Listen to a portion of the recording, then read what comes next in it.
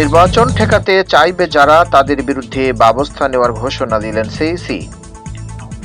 আন্তর্জাতিক অপরাধ ট্রাইব্যুনাল নিয়ে বিরূপ মন্তব্য করায় বিএনপি নেতা ফজলুর রহমানের বিরুদ্ধে আদালত অবমাননার অভিযোগ দাখিল করেছে প্রসিকিউশন। এক লাফে বিশ্বের দ্বিতীয় বৃহৎ শহরে উঠে এলো ঢাকা। রাজধানী ঢাকার জনসংখ্যা ও পরিধি ক্রমেই বাড়ছে। বিশ্বের অন্যান্য শহরের তুলনায় ঢাকায় মানুষের চলাচল বেশি হওয়ায় এটি নবম থেকে উঠে এসেছে বিশ্বের দ্বিতীয় বৃহৎ শহরে। আগামী 2050 সালের মধ্যে ঢাকা বিশ্বের সবচেয়ে বড় শহর হওয়ার সম্ভাবনা রয়েছে। বাংলাদেশে অবাধ অংশগ্রহণমূলক নির্বাচন দেখতে চায় জার্মানি।